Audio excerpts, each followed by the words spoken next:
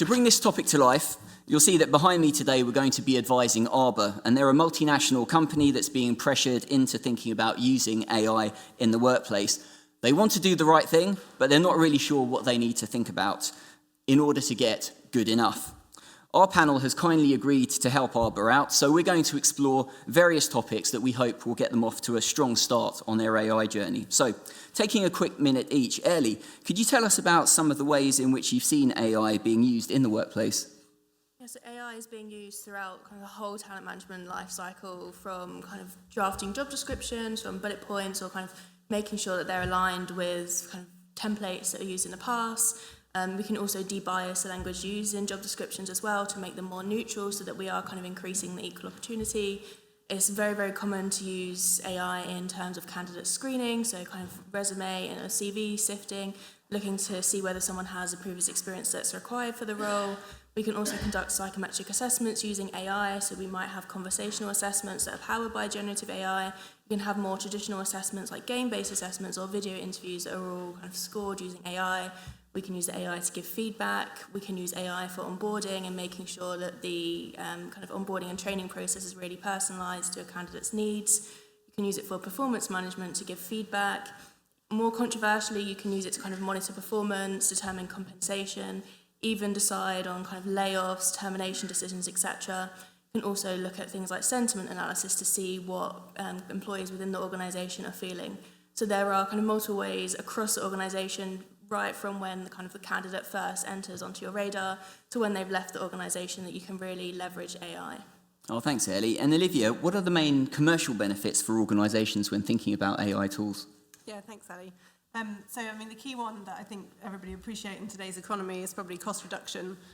Inevitably, AI brings the automation of some repetitive tasks, but not replacing the humans completely, obviously, as I'm sure we'll talk about shortly.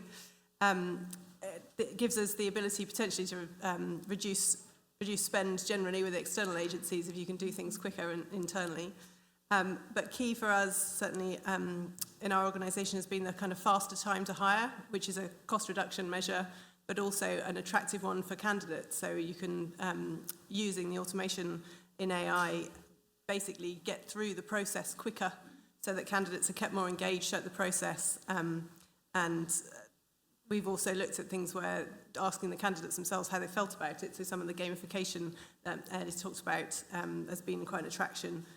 And then finally, another element in terms of the screening, widening your pool of candidates, it actually gives you the opportunity, going beyond the people who are looking at it. Historically, traditionally, using the AI has allowed you to introduce a wider pool of candidate, which can be helpful in terms of increasing diversity. Thanks, Olivia. And Stephen, so at a high level, what are the ICO's concerns when it comes to the use of AI in recruitment? Thanks. Well, look, AI really does offer efficiency gains, but these need to be matched against some of the risks that can occur in this space. And concerns from my perspective would centre around some of the principles, some of the rights that data protection gives you. So let's start with some of the principles and our good friend lawfulness here, and think about just the power balance that you would have as an employee, as an employer with a prospective candidate, and what's that going to mean in terms of curtailing the lawful bases that you might be able to use in this instance.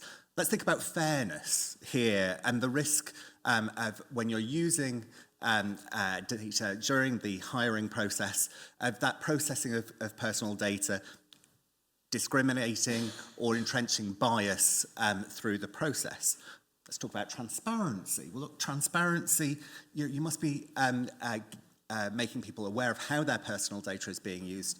And if we're tipping into that territory here of automated decision making, then actually you might be able to, may be required to set out a degree of explanation for how people's information is being used. And now let's go to accountability here.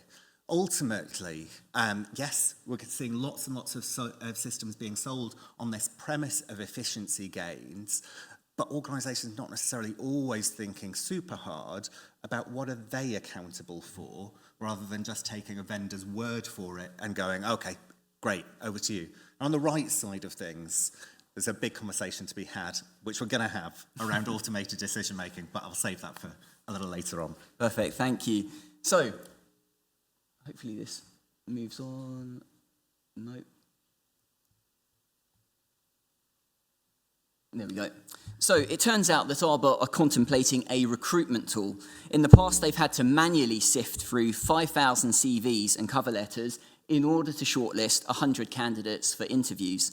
And of those 100, 30 will be offered roles. They want to increase the volume and diversity of applicants and are keen to see if AI, thank you, might help.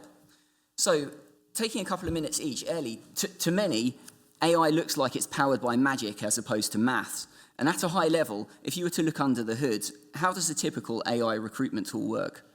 So AI is essentially just a statistical model. It's based on probability. So let's take a video interview, for example. We usually train it using a supervised approach where we know the target outcome that we're trying to predict. So let's say we're trying to predict personality. We would extract features from the video interview, so we would transcribe what's said, but we can also use non-verbal features like the duration of speaking, nodding, eye contact, duration of pauses, pitch, etc. And we can then feed this into kind of a model. The target outcome might be personality scores on a questionnaire-based measure. So using these features we've extracted from the model, we then use them and we can kind of identify patterns in the data, and that's kind of the beauty of AI and machine learning, that you can find these patterns that you might not intuitively as a human pick out. And using these patterns, we then predict an outcome like personality. With CV scanners, that's also very common. So they're usually trained to kind of do keyword matching. So you'll have the requirements in the job description. So maybe you have to have so many years of experience, or you might have to have a certain qualification, or kind of have done something specific. With the machine learning-based approaches, it's essentially just kind of seeing how similar the CV is to the requirements of the job position. And then we can kind of produce a score, a rank, etc. And then sometimes these systems are fully automated, so you might kind of have then another part of the system that reaches out to the candidate to invite them to the next round. Or you might then have a human who kind of reviews what's going on, and then a human makes the decision. But essentially, it's just kind of looking for patterns in the data, and we kind of ground this based on job analysis and kind of making sure there's a theoretical basis. So we're measuring something very specific through the use of AI. Thanks, Airlie. So, Stephen, many of the benefits that we've touched on earlier are kind of the result of automation. And here, Arbor already have thousands of applicants, and they want more. So even applying automation to the existing applicant base, the decision to shortlist 100 candidates for interview is effectively a decision, one might say, to reject the other 4,900.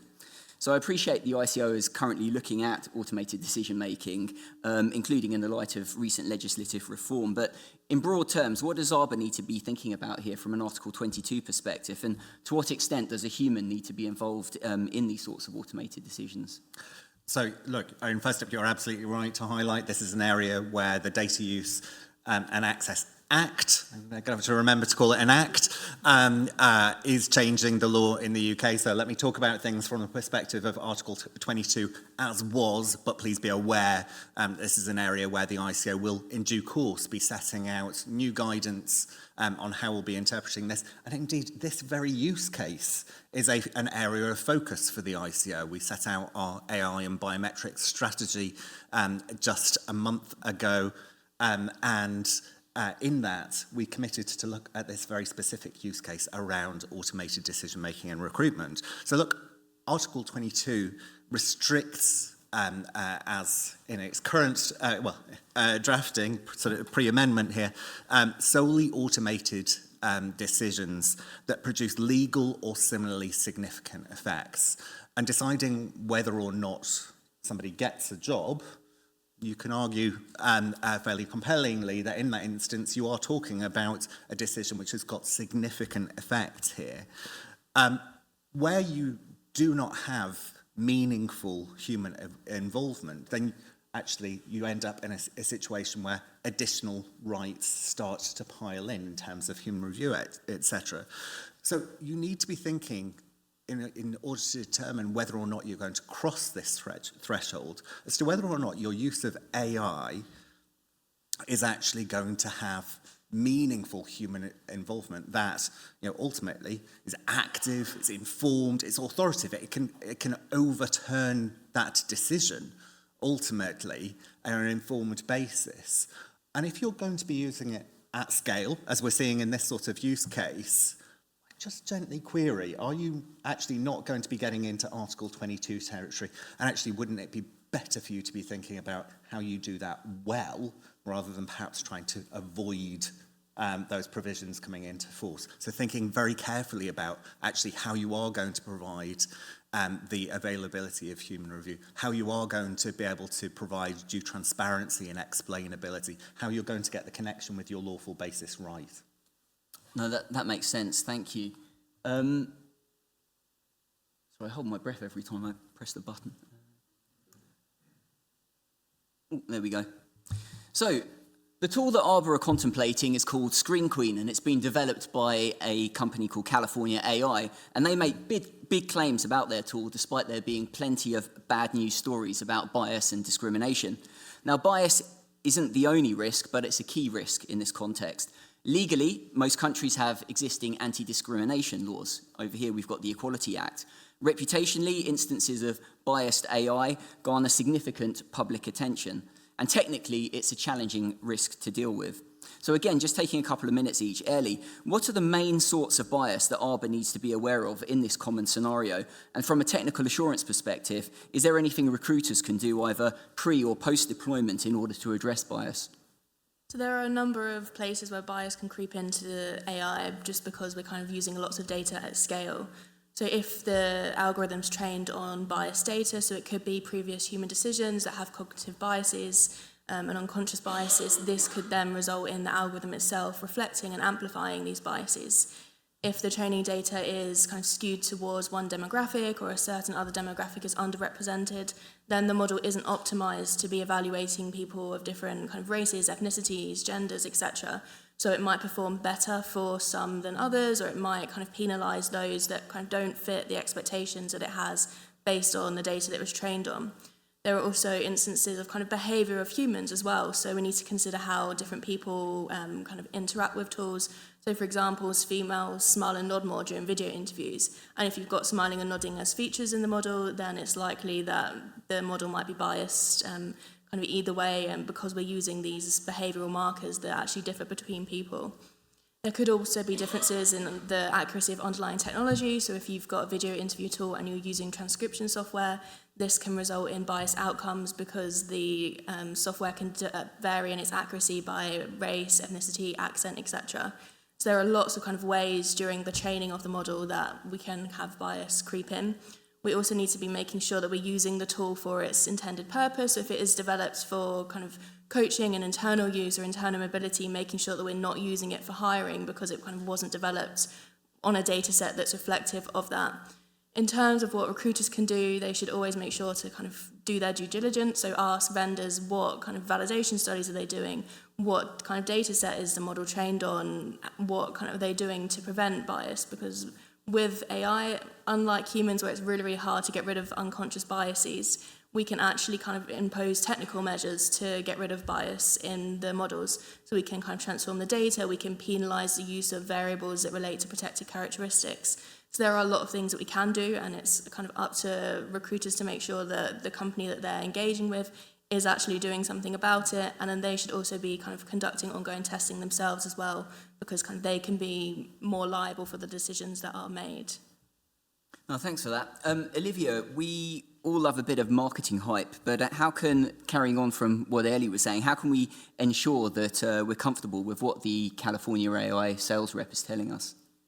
Yeah, well, I think it's obviously there's an approach to vendor or supplier due diligence, and Airlie's touched on this, that you have to undertake. Due diligence is pretty important, but it is quite hard to know when you're not a technical specialist. And I think our organisation, we're quite lucky because we do have a lot of technical specialists. But in terms of the requirements that we've set out, there are basics that you'd expect to see. We've designed a kind of supplier AI policy that setting out the basic things that you would expect suppliers to provide. We've also done an extensive sort of questionnaire, which sounds pretty onerous at the time, but obviously it does all the things that Airlie was talking about in terms of asking the supplier for evidence or information, certifications they might have, although not so many of those yet. In terms of just, I'm moving it forward, sorry. That's okay. So obviously there's a lot of information gathering that you do. I think the other thing for us in terms of being comfortable with what the vendor is telling you is to trial. We see an awful lot of proof of concept or trials within the business. People just want to try something out, and obviously to the extent that that doesn't actually have any impact on individuals, and you're doing it internally, that there's still a question: can you do that? Can you use the data in that way? But I think in order to trial and test, you have to see what is the outcome going to be. So you would do a small test with a small group of people. Look at how that data has come out, and actually from a recruitment perspective, some of the tools we've done that alongside, well, what does the AI show you, and what if we do it without the AI, so you can do a comparison. Obviously that's sounds quite a cautious approach, but I think it's important to make sure that you're working out what the impact is on the individuals, and then that gives you as an organisation a bit of information that, to test what the supplier is giving you. There are all the different people involved in the process. Obviously, I've said we're lucky in our organisation to have data scientists and data ethicists, if that's a word, and appreciate that we will have more people perhaps in that area. But I think what I found as a data lawyer is you end up wearing different hats, and you kind of have to think about the other areas and other questions, even though you're not the specialist in those areas, which I guess in a smaller organisation is what you'd end up doing. Perfect. And Stephen, so we know that the GDPR protects all fundamental rights, including the right not to be discriminated against. And I'm mindful that bias links to discrimination, which links to lawfulness and fairness, which you mentioned there as well. What are your expectations when it comes to addressing bias in a recruitment context? Sure. So look, first of all, let's take a step back, because data protection law, of course, not the only game in town here, and there's big links, for example, in the UK context to equalities legislation, for example. But staying within my own sort of tram lines here, when we're thinking about fairness of the processing here, first of all, I was really interested in the comments from Airlie earlier on around the sources of bias, because actually one of the big sources of bias is not just the tech. Here, it's people. Even if the tech itself is perfect, you can have biased people using the technology around it. So it's really important to be thinking about actually how are you ensuring fairness throughout the end-to-end processing, including the humans who are involved here. So how are you doing things like reviewing the training data to ensure representativeness? How are you doing things if you're actually looking at defining job descriptions here? How are you framing those in objective terms that aren't going to have adverse impacts on certain candidates? How are you going to go about monitoring the outcomes at the end of this process to make sure that different demographic groups are being treated fairly? And ultimately, the bottom line behind all of this is that's on you as the employer here. You can't just take the claims from, in this case, Screen Queen, on face value. You need to be looking and going, right, actually, have I got assurance? Is this actually evidenced to have these effects in terms of reducing bias? And is that something that is really working in practice when applied in your own organisational context? So don't just be putting it in, checking at the start, and then not monitoring on an ongoing basis. And that brings me then to the links with other parts of GDPR, because of course data protection law beautifully interlinked. All of these concepts connect with each other here. So then you need to be thinking, okay, well, if you're going to be doing bias mitigation, well, actually, how are you going to be gathering the appropriate data to be able to check for different outcomes? What's going to be your lawful basis for that? You're going to need to be thinking in this context continually, of course, around transparency. How is this going to be shared with people in terms of how they're being assessed? And ultimately, for all these sorts of things, this is where data protection by design and by default is your friend here, rather than just a hook for a regulator to catch you out on.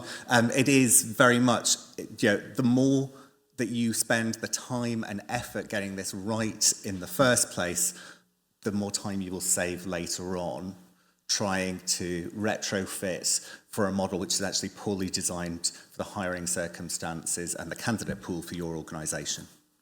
Thanks. Oh, sorry. Can we go to that? Oh, there we go. Perfect. So AI governance is crucial to ensure that AI is trustworthy, that it's used ethically, and that it's rolled out responsibly. And so here, Arbor don't have a relevant policy or framework in place, which is a bit of a red flag. Olivia, what can Arbor learn from how BT has approached the question of good governance when it comes to AI?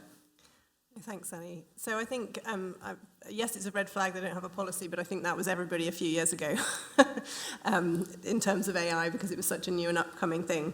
As a company, what we've done is taken our existing process. So as Stephen's talked about accountability and the due diligence you do, the impact assessment process that we had already is what we've taken and adapted appropriately, and we've actually tried as an organisation, given we're regulated by everybody, that to make that a one-stop shop and try and bring in every element that you can. It does, then you have to encourage the business to use it. So I'm not pretending that everybody follows all the processes all the time. We shouldn't say that next to a regulator, but I think having that existing process and existing impact assessment, which covers all the basics, so that there are new things with AI, but obviously our process already covered data ethics from that point of view, the fairness question, the transparency question, that all comes in together. And we incorporate as well our responsible tech principles. We use tech for good, we're accountable, fair and open. All of those existing tech principles we had have sort of expanded now and cover AI as well. We've also taken that approach of the single impact assessment and there are different nuances depending on what you're doing with the AI. I look after a lot more of our consumer business, which tends to be buying in the AI rather than developing itself. There are parts of the group that would do buying or potentially selling. So obviously, depending on your role as to what you're doing, we have different sort of requirements and set out in those policies. And I think it's really important that we've built up the building on the initial impact assessment. Again, as Stephen mentioned, that the whole life cycle is important. And so you do all this testing, you do your proof of concept, you trial something, you then roll it out. You have to keep looking at it and keep seeing, has it changed? Is it moving off in a different direction? And we've built that compliance and assurance element into the system as well. I think there's in terms of what the framework for governance, it shouldn't be something that puts people off. I think that's really important, particularly working in-house. You don't want people to think, oh no, that's another process I have to go through. It's actually something that you build in so that it's understood, it's easy to do, but also it gets you to that privacy by design, AI by design, security by design focus. Yeah, exactly. Baking it in rather than bolting it on afterwards. Yeah. So, Stephen, we've touched on a lot already, kind of automated decision-making, fairness, transparency you mentioned. Is there anything else in particular that the ICO would expect Arbor to address to ensure the compliant use of Screen Queen? So, look, I'm going to take a step back and actually just cover off that broader question here around governance and accountability here. Because I think it's really interesting, this question of how do you get this fully embedded within your organisation. I hope that it was still being governed a few years ago. Otherwise, the ICO might have to see BT after class, I suppose, after given the location we're in. But you should, as a bare minimum here, right? You should be recognising this is a situation which is going to be requiring a data protection impact assessment here. You're going to need to think there as part of that around all, right, of the ways in which this intersects with data protection law. So things that we've not touched on here around, for example, data minimization, how you're going to be avoiding collecting excessive or irrelevant data in this sort of context. But more generally, and this is where I'm going to stray a little bit beyond data protection law and just be saying, actually, what's your general organisational approach right now to adoption of AI for all sorts of different business purposes? And how are you going to have the assurance that when it's being brought in through different routes, you're aware of it, as a, kind of a front line here, and that you have some sort of stake in its use? And I think this is the area where increasingly we're finding organisations caught short a little bit. We're finding organisations not having a great grip on all the myriad ways that actually people might be using AI without actually ever notifying about this. So we've got this glorious example here around Screen Queen, for example. To what extent could you be really sure within your organisation that somebody isn't actually just saving themselves some time in the hiring process by getting a summary of all the CVs that they've received from a large language model? To what extent could you have the assurance that actually that you haven't got them to create a bespoke scoring framework for their particular question set and to apply it to some CVs that have been received? How are you actually getting that overall AI governance within your organisation? And, exactly as Olivia said, how are you getting it to go with the grain of the business? Because actually, if you create an environment where everybody is just incentivised to hide their own AI use, you're not going to be bringing this stuff into the open, and you're not going to be getting that privacy by design. Absolutely, and we hear a lot about shadow AI and organisations now starting to focus on that, but that's another topic entirely. There we go, perfect. I'm getting to grips with that. So, buoyed by Screen Queen's success, Arbor are now moving from screening to automated selection tools. And so these are going to assess candidates based on their various interactions with the tools. And the reference to automating the entire process suggests that there might be use of multi-agent systems or agentic AI, the big buzzword of 2025. So look, taking a couple of minutes each, Airlie, what is agentic AI and how can it impact on risk, especially in a workplace context? So at a basic level, an AI agent is a large language model like GPT, Claude, etc., that's been given a prompt or an instruction to do something very specific. So it might have been instructed to review a CV, see if it's suitable for a position. It might be prompted to kind of look at a candidate's responses in a video interview or kind of a normal interview that's been recorded and give feedback or give recommendations. When you have multiple agents that kind of work together for kind of a more broader process, it's then known as agentic AI. So you might have kind of a series of agents that invite a candidate on to kind of apply for a job. They evaluate their CVs. If they kind of look like a good fit, they might then reach out and do some scheduling. They might invite them to do an interview or a psychometric assessment. It might then be a conversational assessment run by one agent, and then another agent kind of looks at their responses, gives feedbacks, gives recommendations. So you can kind of really automate these processes and kind of, as Olivia mentioned, kind of accelerate the process, result in time savings.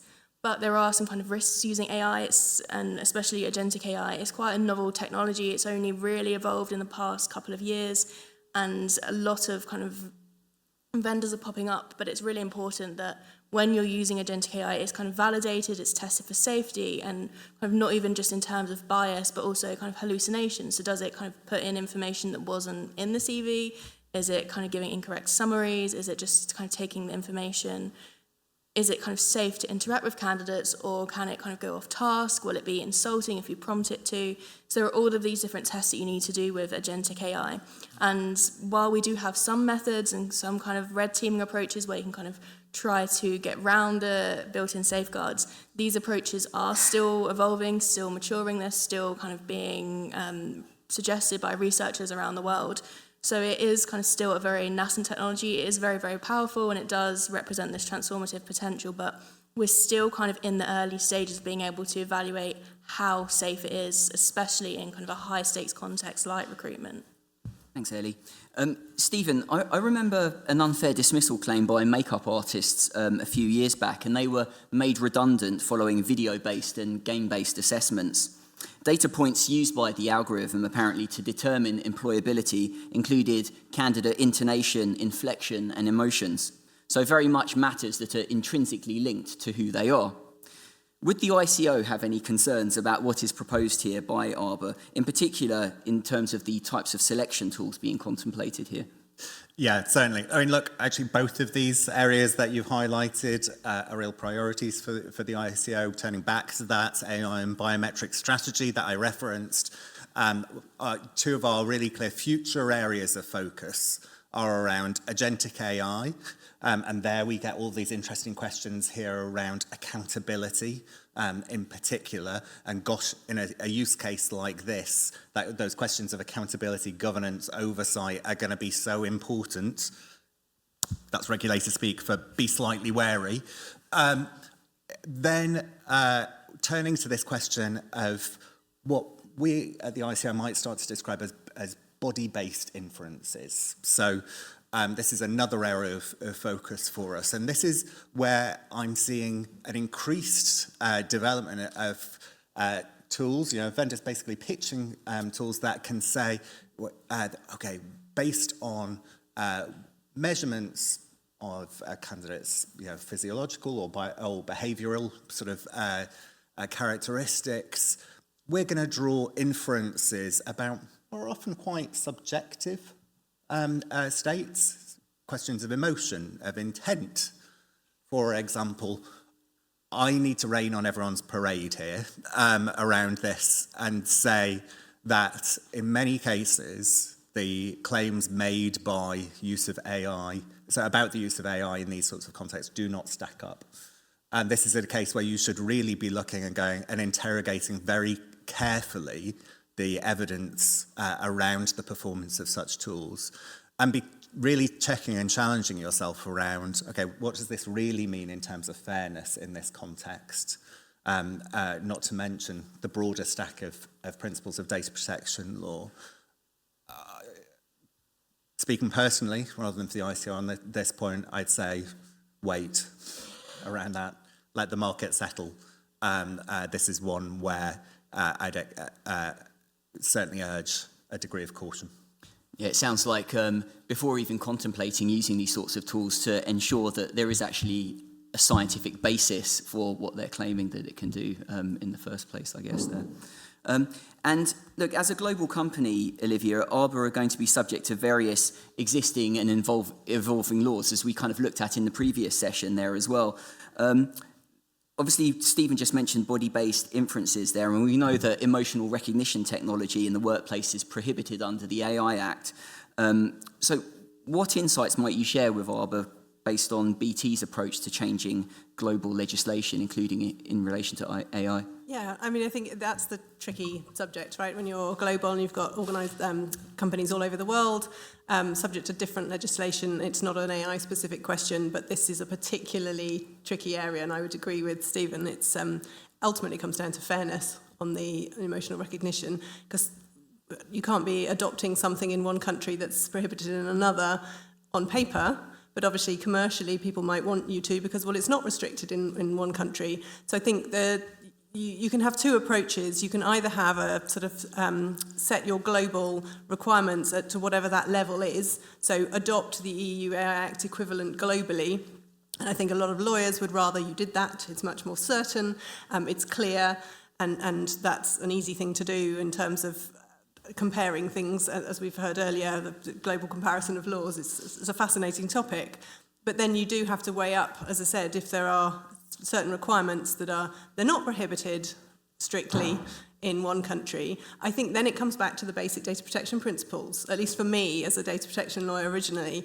You're looking at fairness and transparency, and how can something that's been prohibited somewhere be fair in another jurisdiction, unless you're really looking, and I think this is what's coming out of all of this, your impact assessments have to really look at the impact on the individual. What are you actually doing? What is the impact for them? And that also depends on the purpose you're using that for. So Airlie mentioned right at the start some of the benefits of AI in using them. You can screen, yes, and you can choose candidates, but you can also impact people's bonus or their pay. I think that would be somewhere you'd definitely be, any balancing act, if it were even legitimate interest you were looking at, would come into play. So for us, it's do you look at, you have to keep an eye on all those laws, and there's a lot of them coming, and then you have to make that judgment call and adopt without changing your central process. I think that's the key for me, is having that original impact assessment you've added AI to, or you've added extra questions for Gen AI, frankly,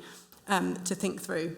It sounds like there might be some value in having kind of a set of principles, your North Star, if you like, to kind of help you navigate through any of the the areas where there might be some discrepancy between kind of like the technical legal requirements in different jurisdictions as well, perhaps. And just to add around this, I don't think that we needed the EU AI Act to actually be quite sceptical around emotion recognition technology. There's plenty of hooks in the data protection law to raise significant flags around the use of this. The ICO came out 2 years ago and set out its concerns about the use of this technology and described there being a very, very high bar for it to be lawful in terms of its use. So I think for those of you who are looking to try and bring about that sort of international coherence, actually particularly when you're looking at these high-risk use cases in the AI Act and in terms of the banned use cases, quite often you can find a route back to data protection law as a reason why you should be taking that global standard rather than approaching this on a local basis within the EU. So, I think, there we go. Great. So, the last element of our scenario here. So, the hardening economic climate means that Arbor are now considering a new redundancy use case. And I think that whether they buy it in or they develop their own tool, I'd have thought it would work in a similar way, i.e., identifying the selection criteria and then scoring individuals against it. Just taking a couple of minutes each, because we're running out of time. Olivia, given the ease when it comes to technology, either for scope to creep or teams to just click and accept, which is in fact a marketing strategy, isn't it, for a lot of vendors, how can Arbor address the risk of this technology flying under the radar? Yeah, so I think that is a key one in terms of click and accept. It's always been a problem for in-house lawyers, but there's an element that you can put technical blocks on certain sites if you don't know yet whether they'd be permitted. That's definitely something that's worth considering, and also just ensuring that you've educated to your privacy by design. Those impact assessments that you've always got to do when there's a change. Those that include your change of supplier, educating your procurement teams, educating the business people, the first line, as Stephen was talking about earlier, so that these are things that you need to get approved. I mean, the trouble with click is if you're not paying very much, then it might be easier to get through. I think the issue, though, certainly in some organisations, and you need the funding to be able to go and pay for a supplier. So that is sometimes a step where your privacy impact assessment has to have been done before you get the funding. That can also help. But the technical measures too, I think, are quite useful. So robo-firing is risky, not just reputationally, but also legally. And I mentioned the claim by makeup artists earlier. I mean, more recently, there was the gig economy platform that was sued by drivers that were dismissed by algorithm as well. I think the point is that redundancy leads to disputes, and unfair dismissal claims or discrimination claims will invariably involve claimants leveraging all means at their disposal, either to determine whether decisions were made based on unfair selection criteria, or perhaps more cynically to bump up a settlement figure. And very often, the right of access is invoked for a variety of different purposes. And so where automated decision-making is used, meaningful logic has to be provided about that decision-making. Now, Airlie, from a technical perspective, is it possible to explain these decisions, and how does using an LLM change the ability to provide them? So generally, you can kind of explain decisions at an individual level or local level, and then kind of a group or global level. At an individual level, you might be able to kind of look at someone's qualifications and say, we did select you or didn't select you based on this, or kind of on a dismissal claim, you might kind of be able to then dig up someone's past behaviours, maybe their sales records, for example, and kind of say, these are the factors that led to the decision that was made. At a global level, we can kind of look at the weights of different features within the model. These are usually determined by the model itself, but you can kind of undo or lift up the hood and kind of see how different things are contributing, what is contributing, if things are being kind of left out, if one's having a much larger kind of influence than other things. But with LLMs, this kind of adds another layer of complexity. So whereas with traditional machine learning models, we can look at things like the coefficients, we can kind of pick out what's going on. With LLMs, we don't really have that access, so we don't even really know what data that the models are trained on.